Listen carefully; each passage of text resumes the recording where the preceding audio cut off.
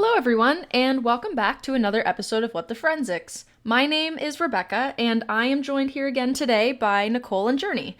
This week, we are doing things a little differently. We're not going to be talking about a specific science, but instead we'll be each presenting a case of cannibalism. I'm going to start off this episode with the case of Armin Mivus, and then Journey will be telling us about the Amazonian Wari Tribe, and finally, Nicole will teach us all about Albert Fish. Also, we would like to advise you that there's a listener's discretion, as there are detailed descriptions of cannibalism, abuse, pedophilia, sexual assault, and molestation. So, with the listener's discretion out of the way, let's get into the cases. So I'm going to start us off. The case of Armin Mivus was also known as the Rottenburg Cannibal, and he's actually one of the most famous cases in cannibal history just because of the sheer bizarreness of the whole thing.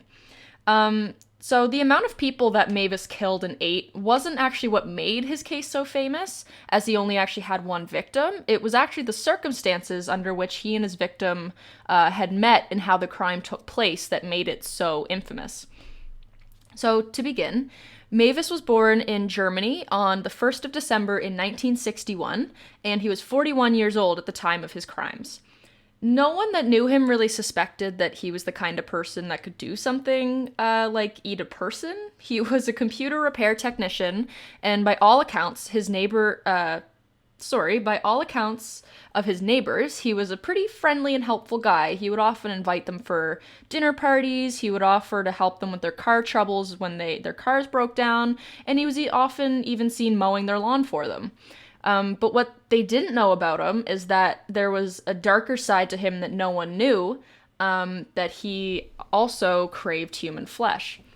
Did this have any important part in the dinner parties he hosted for his neighbors? Thankfully, no. Okay. No, okay. He fed them normal animal meat. Okay, good. Yeah, so Meiwes and the 43-year-old victim, whose name was Bernd Jürgen Armando Brandes, both spent time in a cannibal fetish chat room on what I can only assume is the dark web, because I don't know where you would find that on the normal web.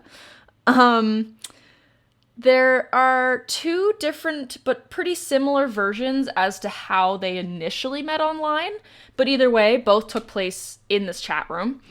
So I'm going to share what both sources had said, just because they're pretty even both ways. So the first claim is that Meiwes had posted an online ad to this forum stating that he was, quote, seeking young, well-built men aged 18 to 30 to slaughter, unquote.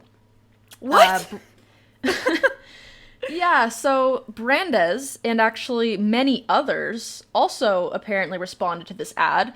However, many others that responded ended up backing out, and thankfully, Meiwes never pushed them to do anything further when they rescinded consent.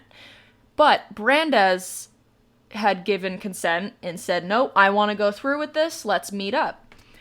So that's the first version of the story. The second is that it was actually Brandes who had posted an online ad to this forum, but he titled his ad, quote, dinner, or your dinner. And in the ad, he offered the chance to, quote, eat me alive, unquote. And apparently Meiwes had responded to this ad to meet up and take him up on this offer. Ew. Yeah, not great. I'm a huge fan of the title, though. Dinner. Or your dinner. So, despite these two different beginnings to the story, the timeline of what happened after their initial meeting is known. So after this initial online encounter, it's reported that Brandes sold his car, wrote a will, and then took a personal day off of work in which he explained to his boss that he was taking this personal day to sort out a personal matter. And then after this, on the 9th of March in 2009, Brandes went to Meiwes' house where they met for the first time, and they then made the mutual agreement to have sex, cut off Brandes' penis, and eat it together, and then Meiwes would, with Brandes' consent, murder him to continue eating his flesh. In addition, they agreed that they were going to film the entire thing, so beginning with the sexual encounter, and ending with Meiwes stabbing and murdering him to cook him. Ew! Oh my god! Oh my god, I don't like that. Ew, no thank you. Yeah, They ate it together? Yeah. They ate it together. Yeah. I know I shouldn't be laughing, but it's I'm crazy he laughing too. consented to this. I don't know that I could... It's definitely quite the bonding experience. Like, It's something. It's something.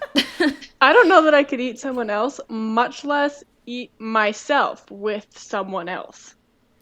I know. especially I your can't imagine. own penis. Ugh. So, after their sexual encounter, it's reported that Brandes had drank half a bottle of schnapps and also took a handful of painkillers because he wanted to relieve some of the pain that he knew he was about to feel.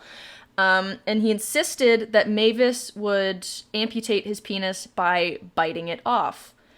Biting it off didn't actually work. I guess his teeth weren't sharp enough. So they agreed that they would use a knife instead. However, the first knife that they tried to use ended up being too dull, so he had to go get a second, sharper knife to finish off the job. Apparently, Brandes was screaming in pain, and there was a lot of blood. Meiwes described it as a fountain coming out of the wound. But he said after about 20 to 30 seconds of this excruciating screaming and pain, they had successfully removed his penis. I'm still, like, squirming in my skin. I don't like it. Ugh. I'm sure you'll be squirming a little more at the next detail I'll give you. Oh, no. So, after this part was completed, it's reported that Brandes actually attempted to eat part of his own penis while it was raw. He said he wanted to eat it rare, but that it was too chewy. So he sent Meiwes to the kitchen to try and fry it up with some salt, pepper, and garlic powder. But unfortunately for them, Meiwes ended up burning it, and he said that it ended up being inedible to both of them, so they didn't end up getting to eat his penis. Oh, wait, did they get through one and they were trying to eat a second? No, Brandes tried to take a bite out of his own raw penis, and he decided it was too hard to eat, so Meiwes went to the kitchen to try to cook it for them, but just because of, I guess, like, the anatomy of it and how it's pretty much just blood vessels, it burnt really easily, and it just wasn't edible anymore, so that kind of ruined Brandes' fantasy. I don't know why that was a fantasy in the first place, but... I actually gagged when you said that it was too hard to eat. Gross. Yeah, so after this ordeal, and they couldn't eat it, unfortunately for them, but I don't think it's unfortunate.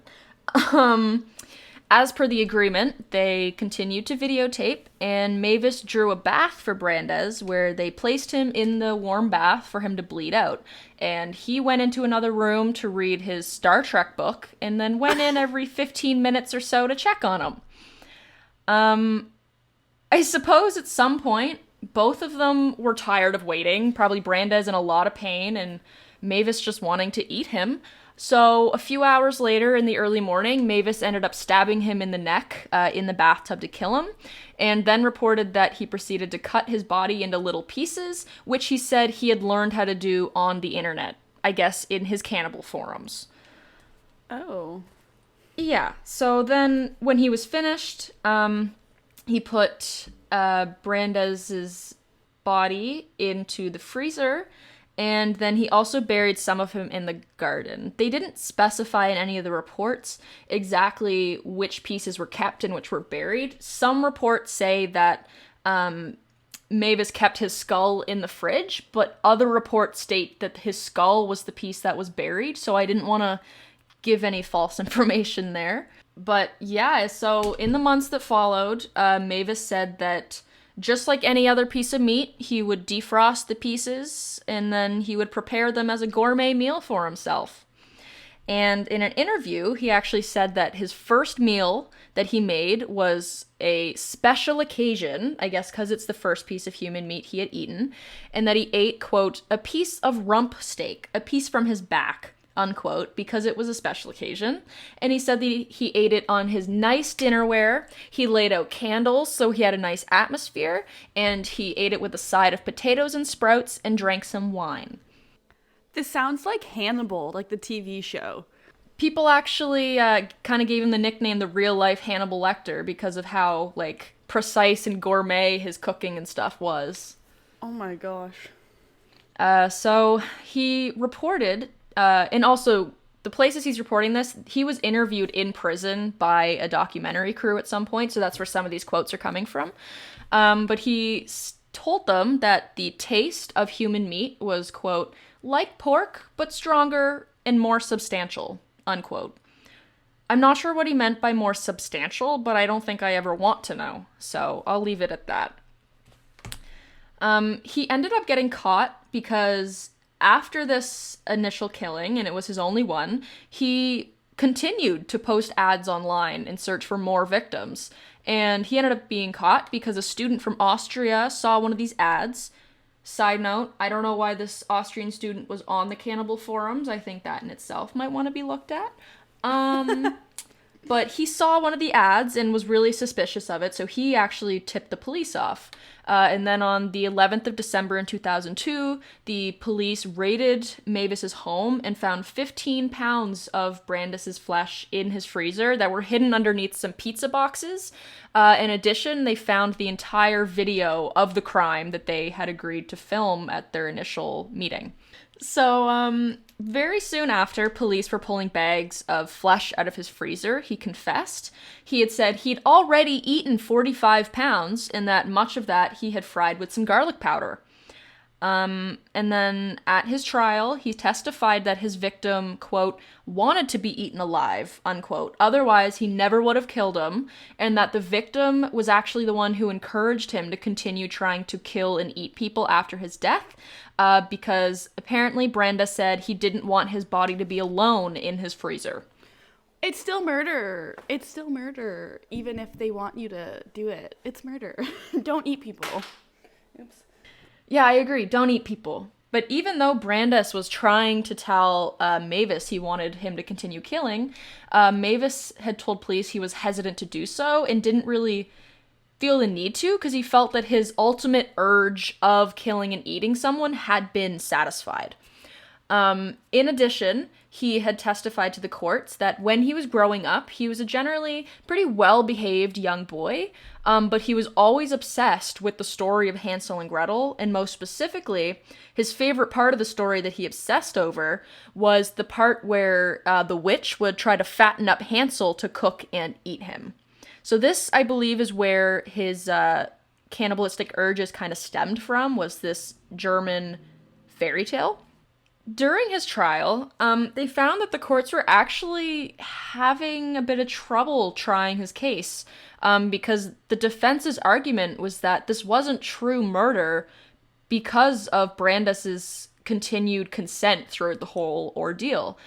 In addition, technically, cannibalism in itself isn't an illegal crime in Germany, and actually there's a lot of countries that cannibalism isn't in itself illegal. It's just often considered not destroying a human body, but what's the word when they like mutilate? Tampering with a human body. Yeah, it was really that just he had murdered someone and he had tampered with their body, and that it was just not cool, not nice. But cannibalism in itself is not illegal. So you can eat someone as long as you're not the person who killed them first.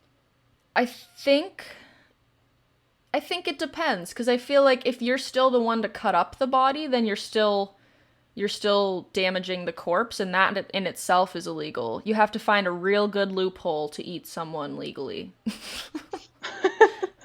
Okay. Because of all of the troubles with this case in court, with the consent of the victim, and how cannibalism isn't technically a crime, Meiwes was convicted to manslaughter on January 4th in 2002, and he ended up getting sentenced to 8.5 years in prison. However, the prosecution ended up appealing his case because they didn't agree with this sentence. They believe he should have been convicted of murder, not manslaughter. So after re-reviewing his case, the appeal was granted because the court had ended up deciding that he still, quote, had fantasies about devouring the flesh of young people, unquote, and still had a risk of reoffending. So on the 6th of May in 2006, he was convicted of murder, and that is when he was sentenced to a life in prison, where he still is today. I don't like that it happened in the 2000s. Yeah, we were alive. This was less than 20 years ago. Yeah. No, thank you. Yeah, so that is my case. It was a little bit of a shorter one, but I just thought it was a really interesting thing to put out there that you gotta be careful on the internet. I know the victim still volunteered himself, but still, the fact that these forums exist is very frightening. Yeah. Yep. Definitely a way to start us off with the cannibals, too. I was not expecting that. Yeah, I had no idea. No. Yeah, so with that first case now told, Journey, would you like to tell us about your case of the Amazonian Wari tribe? Yes, I would. I am very excited. So, like Rebecca said, I am going to talk about a tribe called the Wari, which can also be pronounced as Vari. However, for this episode, I'll be saying Wari because it's simpler. And there is a Wari culture in India, I believe, and they are not the same. This tribe is in Brazil.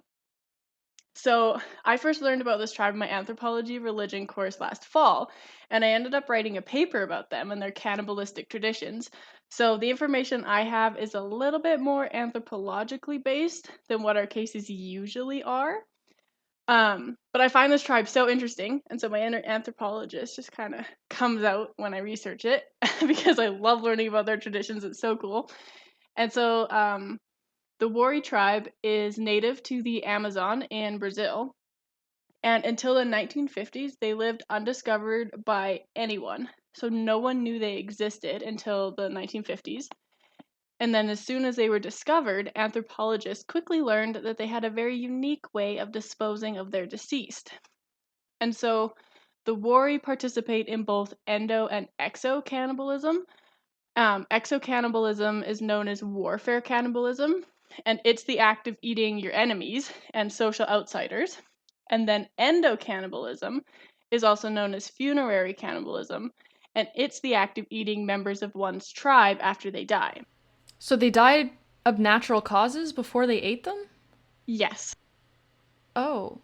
I Yeah, it's kind of icky. And so I go into like the separate types of cannibalism a little bit later on. But because they have such unique ways of disposing of their deceased, the anthropologists like flocked to their area to study them in the 1950s and 60s. And so with the anthropologists came many Christian missionaries, and so they tried to colonize the Wari. And by doing so, they introduced a bunch of like diseases and illnesses that the Wari had never come into contact with. And so once they had them all infected and sick, they withheld modern medicine from them until they stopped practicing cannibalism. And they ended up killing over 60% of the Wari population by doing that. And the Wari did end up stop practicing cannibalism. And so now, if any anthropologist wanted to study their cannibalistic customs, they would have to talk to the elders of the tribe. But a lot of the papers that I read were written in the late 1990s and early 2000s. So a lot of the individuals that they talked to are now deceased. And so everything I have is kind of like word of mouth, pretty much. So generally, cannibalism is thought of as an act of aggression, but that does not apply to the Wari except when they're eating their enemies. The Wari use cannibalism as a way to lessen the effects of grief on an individual and as a way to pay respects to the dead. So, when an individual dies, they're put in a house of their eldest kinsman, and then mourners from all around come to pay their respects. And so the body is often not prepared for disposal before everyone that knew the individual had a chance to attend the funeral, visit the body, and participate in the wailing. And the amount of time this took often varied due to the age and social standing of the individual. So if a baby passed away, there wouldn't be near as many people who knew it to come and visit than if an older individual passed away. And so the funeral then consists of the body laying in the center of the room with the people related to the individual closest to the body and then other mourners kind of crowding around. And then for every funeral, the people mourning would participate in death wails that last until the end of the funeral. So that's kind of what I meant by the wailing. And so these death wails are composed of memories of the deceased, wordless crying, singing kinship terms and songs about the deceased life's history, deeds, and kindness to kind of like pay their respects. And it's also very important to the Wari that the bodies never lie alone and that someone is always with it. And so that's why the funeral consists of the grieving family members around the body. And kind of along the same line is another practice where mourners will lay on top of each other and then put the dead body on top of the pile. And often the people underneath would like pass out. And so this is important to them because unconsciousness is like another form of death. And so it allows family members to essentially join the deceased in death. And so in my paper, I compared it to always wanting to sleep after a loved one dies in modern society to kind of like make yourself feel better. And then when the Waris practice funeral cannibalism, they would also have to construct an elaborate roasting rack. And so one beam from every person's house in the village was used to make the rack, and then the beams were painted with red annatto and decorated with feathers. And this red annatto is just like an orange-red dye that's made from a special tree. And so they take a roof beam from every house. It makes each house's roof sag, which represents the impact of the death in the community, which I think is very neat. And then after the rack has been made, the body is dismembered and prepared for roasting. And so this act of dismemberment is obviously very scarring for the family, but it was actually more scarring than the act of eating the individual. Because up until now, the funeral consisted of creating that deep attachment to the deceased body. So when they're destroying the body, it's obviously quite upsetting. And then once the body parts that are acceptable for consumption are roasted, they're roasted throughout the night, and then the feast begins in the morning. And this part's very interesting because when it's time to consume the body, immediate family members do not participate because that is considered a form of self-cannibalism, and it's thought to be fatal, actually. Interesting.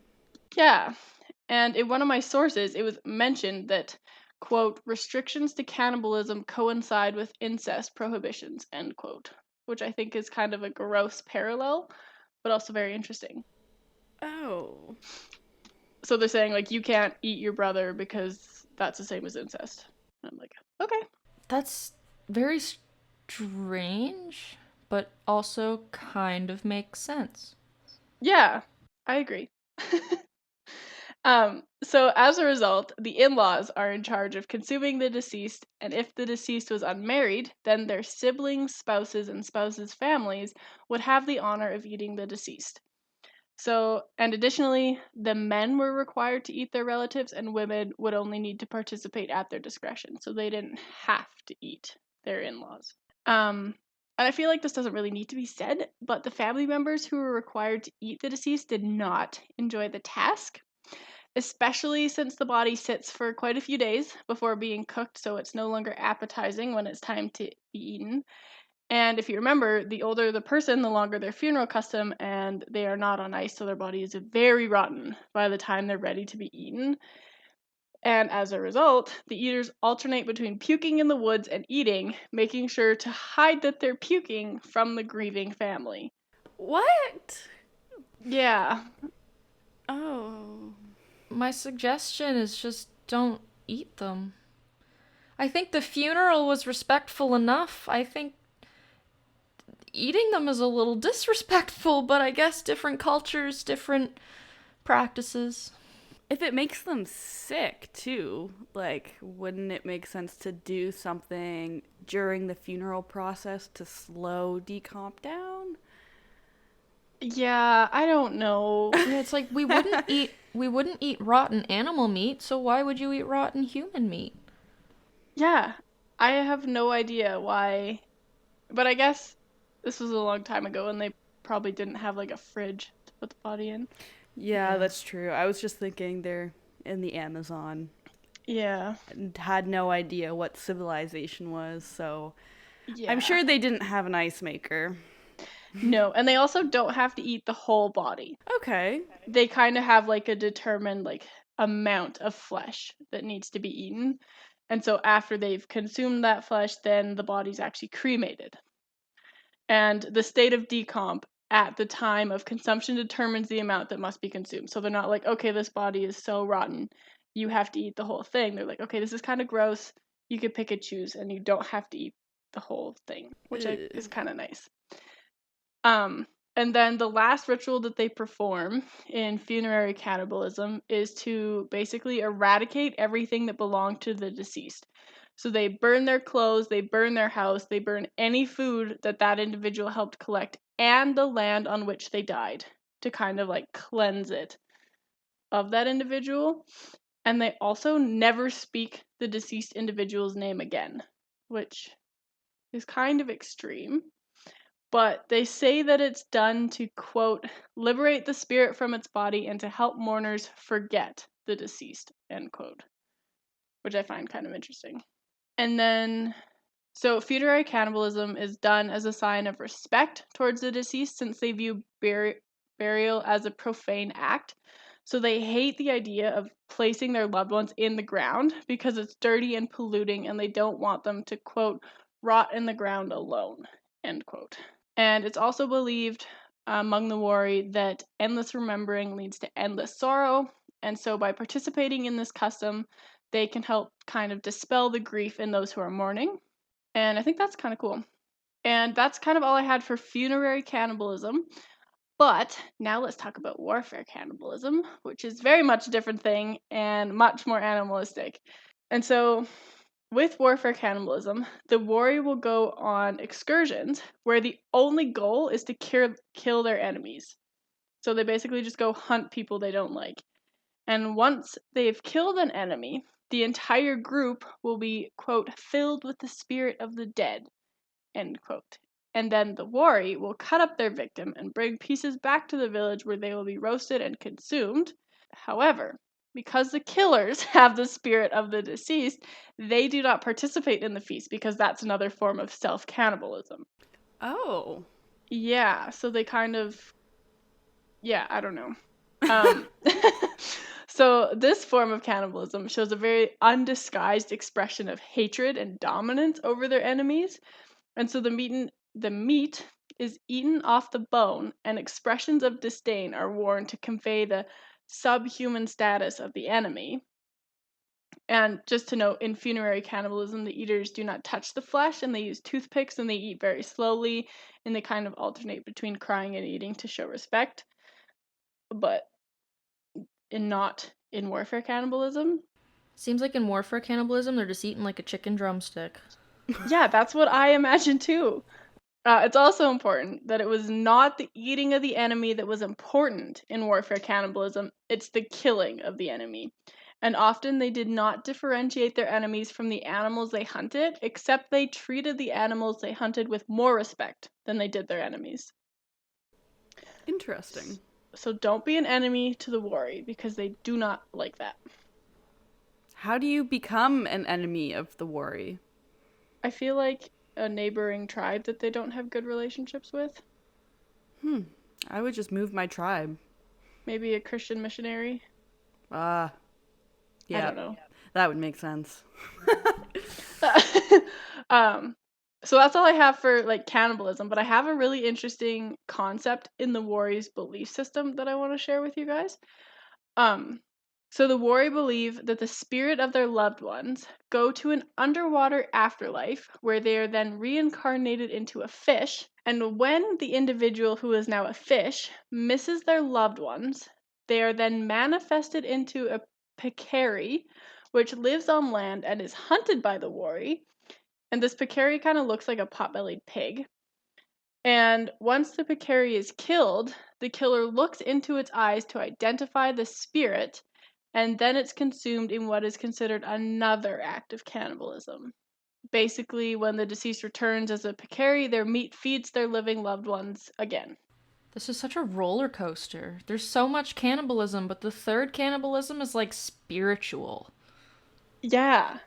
Could they just not say, this is a pig, not this is the spirit of my brother. Let me eat him again. No. Okay. I don't know. I don't remember the whole reason of why a peccary is their chosen kind of animal, but I think that's very interesting. It is really interesting. Yeah. It's so cool hearing about different cultures, especially ones that are now kind of quote unquote extinct. Like, Yeah. you wouldn't see these same customs today. No, and now there's only 8 villages of the Wari tribe, and they do not practice cannibalism, and a lot of the, like, our generation of that tribe does not know that they used to practice cannibalism. Oh, Because wow. they have Christian burial customs now, which is kind of sad because they really did not enjoy the idea of burying their loved ones. Yeah, it's sad because they didn't, I mean, at least with the cannibalism of their loved ones, they didn't intend it to be malicious. Like, this was generally just their way of grieving. Like, Yeah, it was a more lost respectful villager. to them. Yeah. Yeah, They like to also- us, obviously, it doesn't seem very respectful, but to them, it's a completely different culture, and we have to respect that. But They also don't really know any different. Like, for us, it's like the Christian missionaries, so it's very different from their standards. And so obviously they're like, you're wrong. You need to do it this way because cannibalism is bad. And they're probably like, well, this is all we know. This is what we've been doing. I don't understand. Yeah. Yikes. Anyway, that's all I have about the exciting death rituals of the Wari tribe in the Amazon. Let's bring back funerary cannibalism. Okay.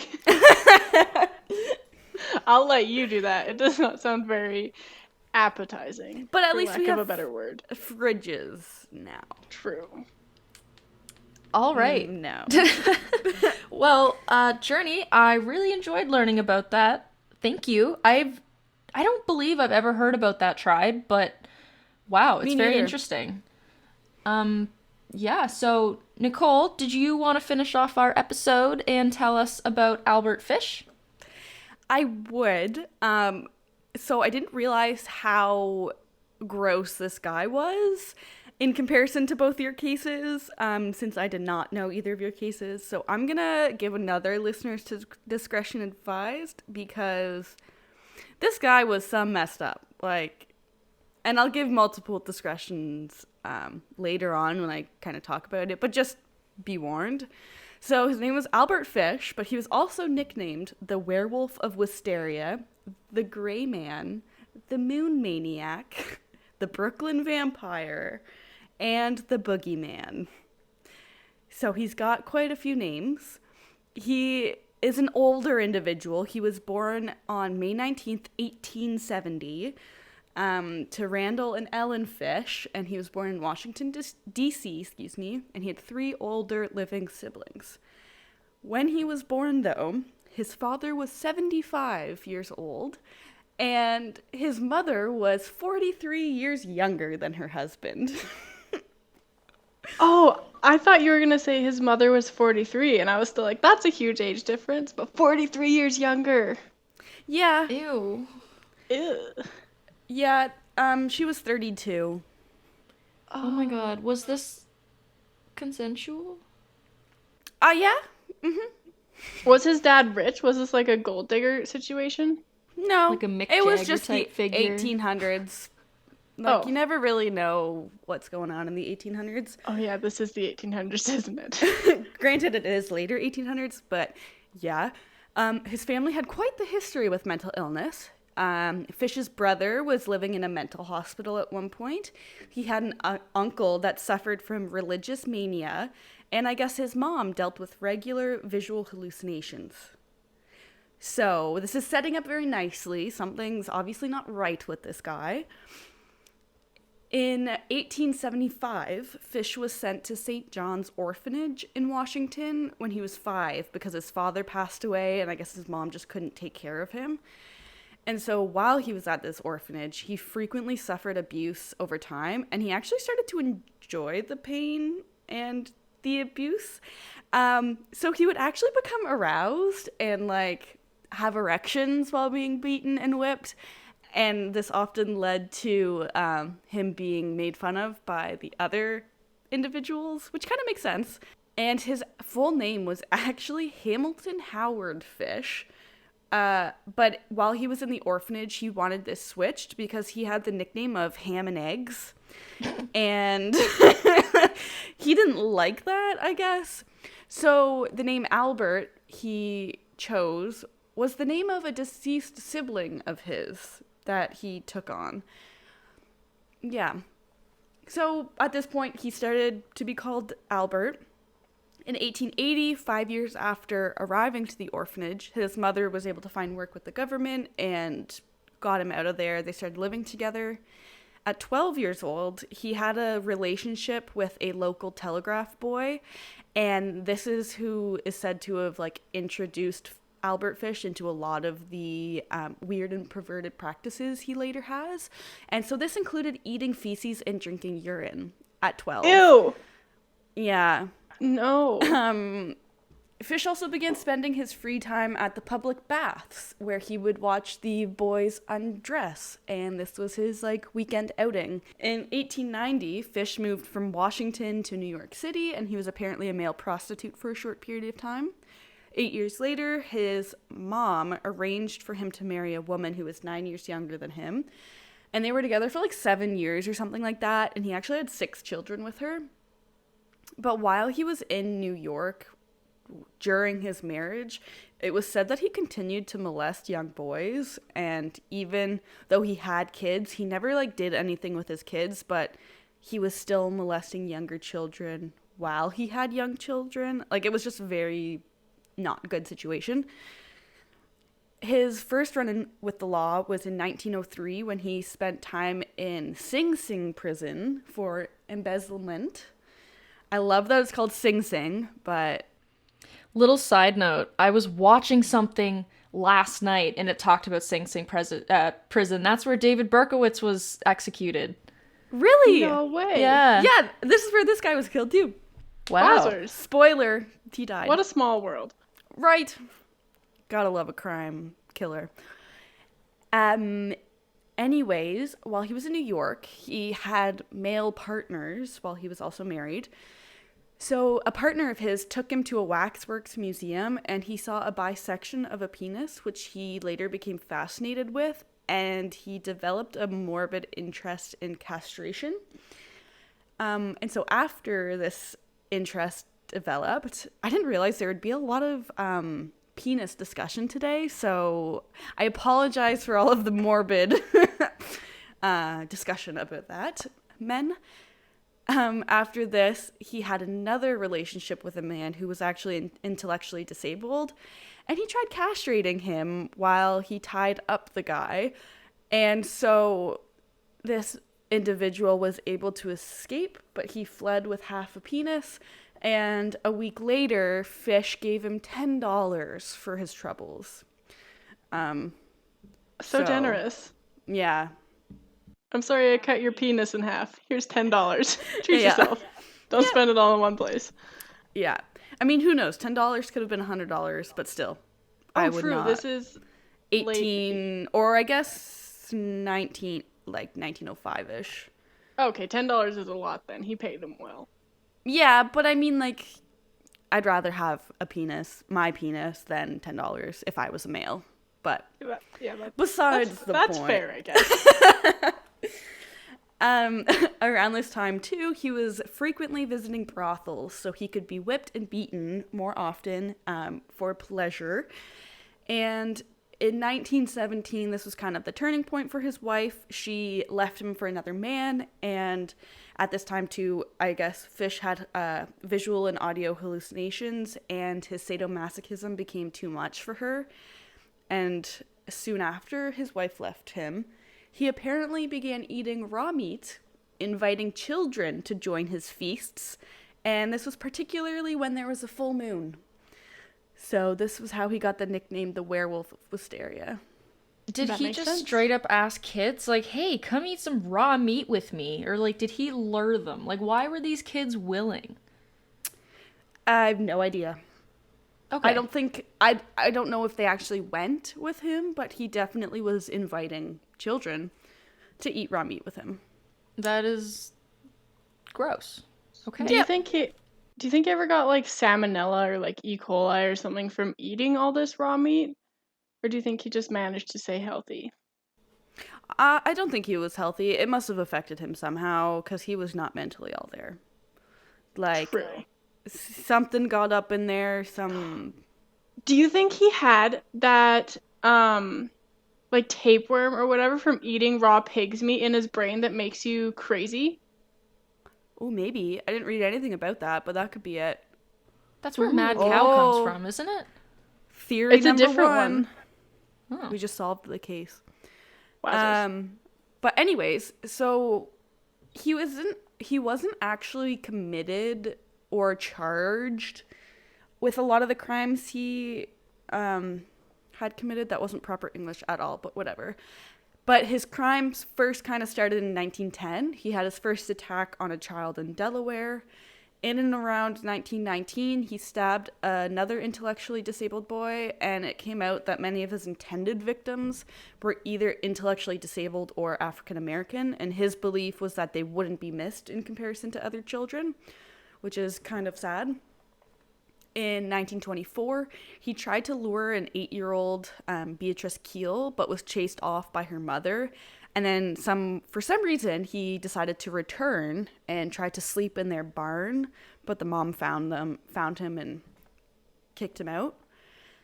And his first kind of murder spree was in July of 1924. On July 14th, 8-year-old Francis Mcdonald was reported missing, and his body was found a day later hanging from a tree in some woods by his house. So he was playing on his front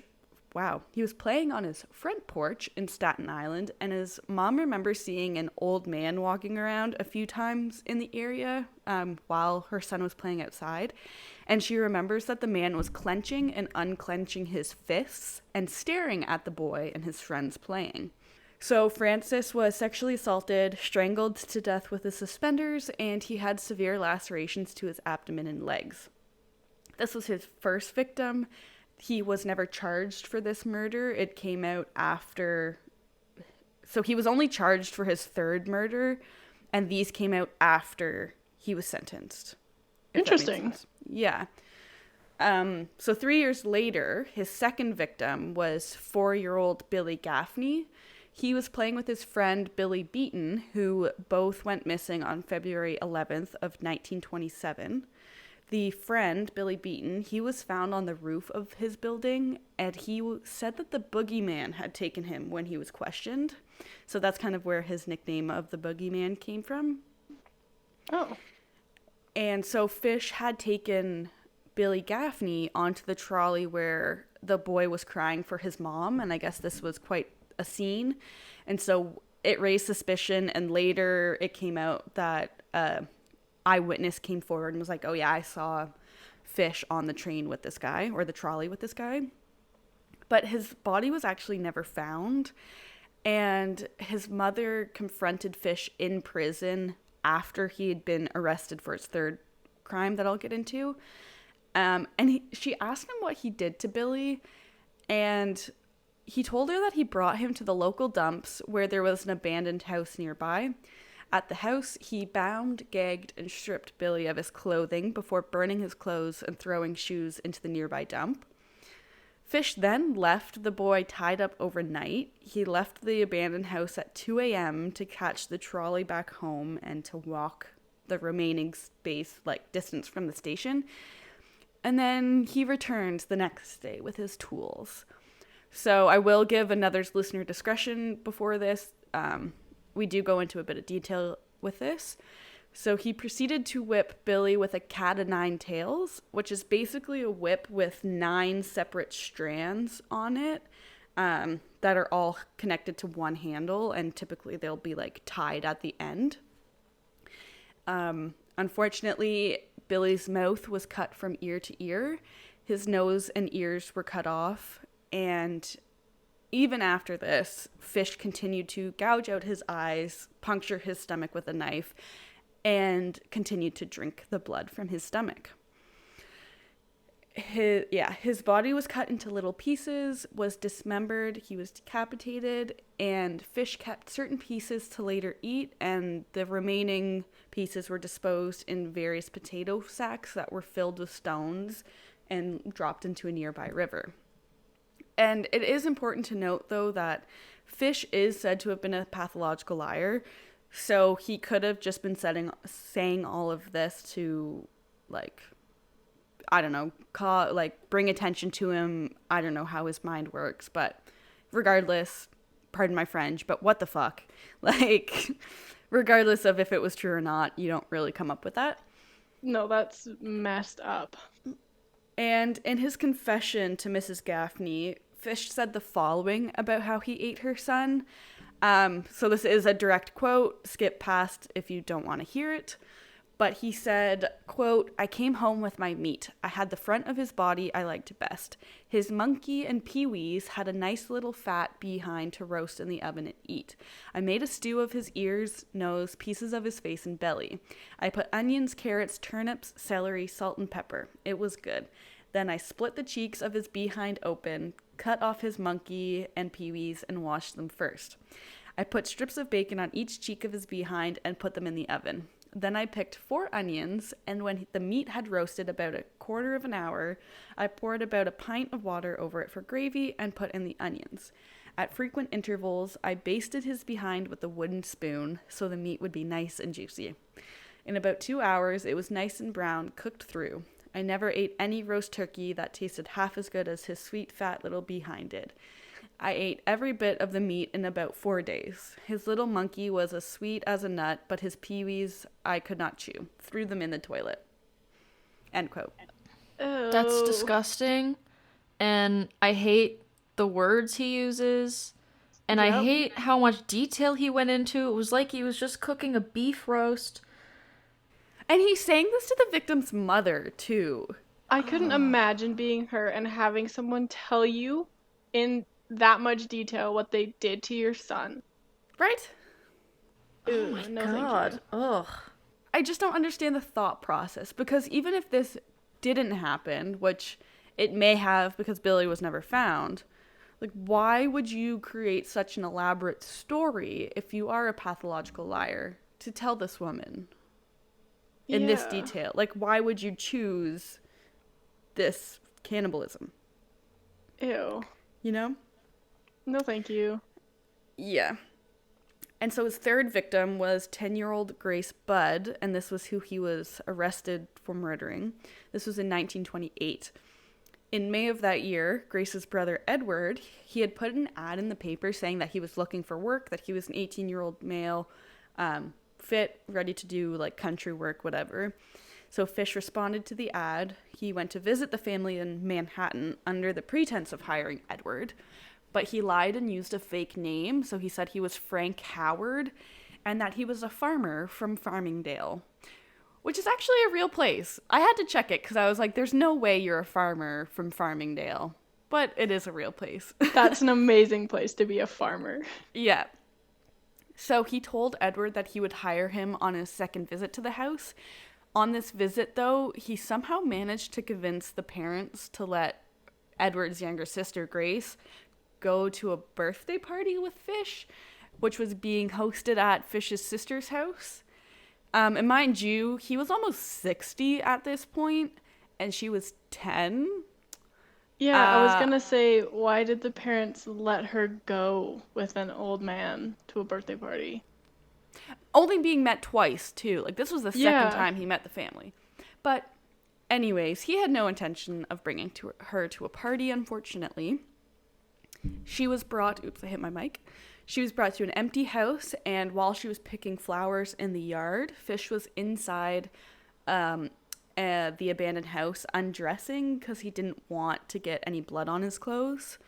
So what happened was he hid in a closet and called for Grace from outside to come in.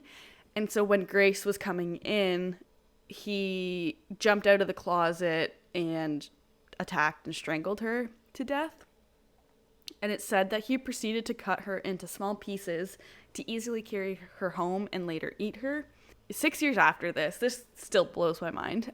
In November of 1934, he wrote a letter to Grace's mom detailing what he had done. So similar to like the explanation he gave the other victim's mother in person, he gave a detailed letter before he was even arrested about what he did. I'm going to post the letter because it is quite detailed and I don't want to read two letters on this. I will post it on our website if you do want to read it. Oh my goodness, that was my mic.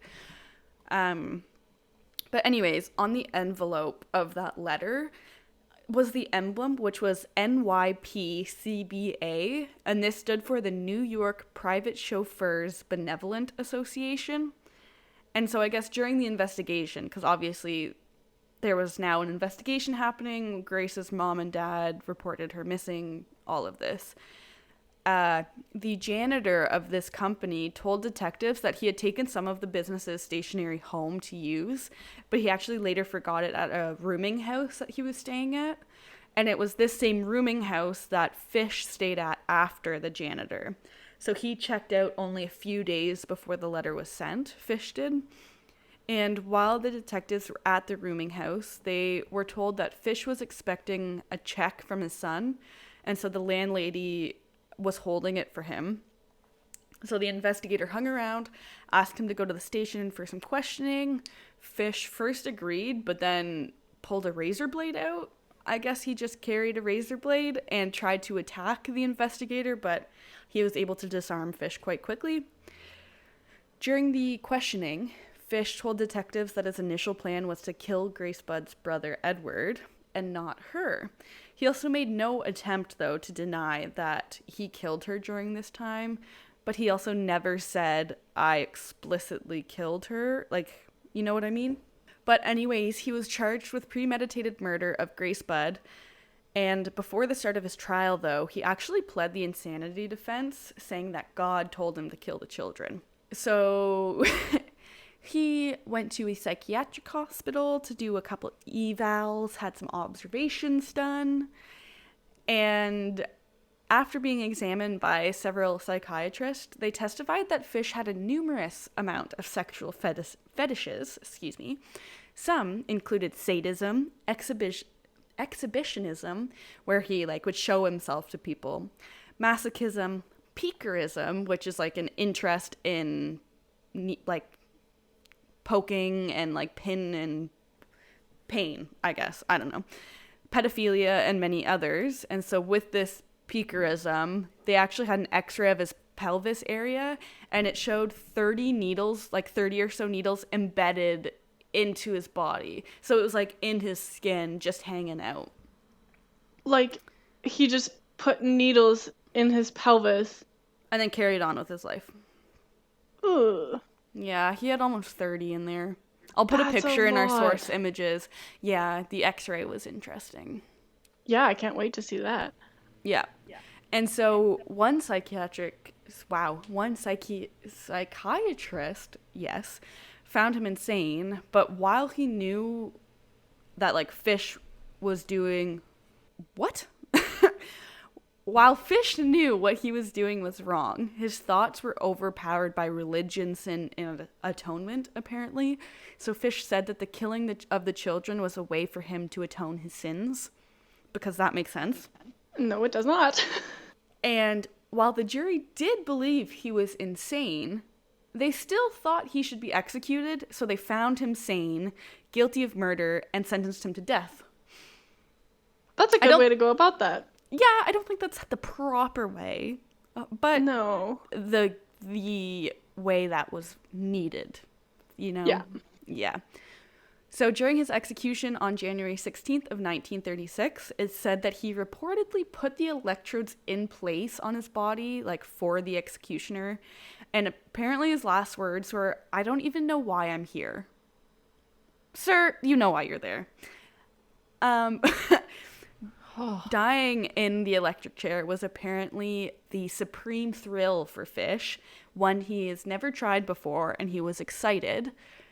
And his final statement was never read to the press because his lawyer said, quote, "It was the most filthy string of obscenities that I've ever read," end quote. So he had like his last statement or whatever, but only his lawyer had read it. He didn't make it public to anyone because of how awful it was. My God. Right? And so in addition to these 3 homicides, he had confessed to stabbing at least 2 other people and used to say that he had children in every state, but it was never mentioned if this was like related to molestation, cannibalism, or like something else entirely. But one of the detectives that worked the case thought that he was the Brooklyn vampire who was sexually assaulting and preying on children at the time. But yeah, sorry to end on that note, but he was kind of very not nice. Yeah. So that's Albert Fish. He's dead, thankfully. Good old ham and eggs. Yeah. I will not look at ham and eggs the same anymore. Anyways, that nickname does make me laugh, though. Like, why ham and eggs? Well, I guess because his name was Hamilton. They just figured that would be the most fitting name. I hope I meet someone named Hamilton so I can call them ham and eggs. Funny enough, my stepmom's family's last name is Hamilton. You'll have to call them the ham and eggers. Thankfully, they don't eat people.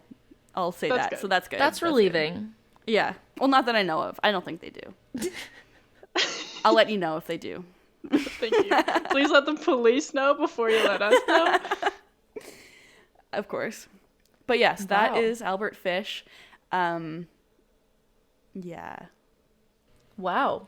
Well, thank you both for those very interesting stories. I think both were interesting for different reasons. One for cultural relevance, and one is just purely disturbing. Yeah.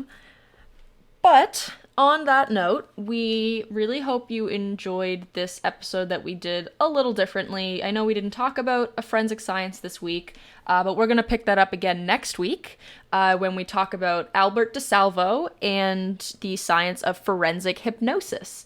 So I'm really looking forward to that. Forensic hypnosis is another thing that's like really iffy and not really allowed to be used anymore, but it does have a pretty interesting history. It still is used in a spot in the States, is it not? We'll fact check for next week, but... Yeah, I thought there was a current event in one of our classes that said they, like, just reinstated the forensic hypnosis. Yeah, I think it's Texas. Oh, yeah. Wow. If I haven't heard about that, so can't we'll wait have the information, to hear about it. Wow. I didn't find a joke this week. I forgot. I have one. Journey, can you tell us your joke then? Is it a cannibal joke? It's not. It's doesn't relate to forensics at all, but I found it really funny. Bryce told it to me last night. Why do people call Elon Musk Elon? Oh. It's a play on words with this person. Why? Because that's his name. Stop! Oh my god. Yeah, that was my reaction too. I was like, I have to tell you guys. No. I don't like that. I kind of loved it. Wow, thanks for that. You're welcome. What a dumb and simple but great joke. Right? It's so dumb, it's funny. All right. I have another joke. Okay. What do cannibals eat to freshen their breath? Oh, I don't know. Oh, you're kind of. Mentos. Oh, no. No. Mentos. Oh no. Sorry. So, if you enjoyed this episode, you can also find us on Instagram, YouTube, and Facebook, all at What the Forensics. Or Twitter is at WT Forensics PC. Our website is whattheforensics.ca, or you can contact us at whattheforensics@gmail.com. We really love to hear from you guys and hear any suggestions you may have or any further discussions you have about previous episodes. So yeah, if you want to reach out and let us know any suggestions, we would greatly appreciate that. So with that being said, this has been another episode of What the Forensics. We hope you enjoyed it, and we'll see you next time. Just a reminder to everyone that we are not professionals in the forensic science field. We are just students who are learning and want to share what we are learning with our listeners. We're trying to give you the most accurate information, but we are human and we can make mistakes. Thank you so much for listening, and we hope to see you next week.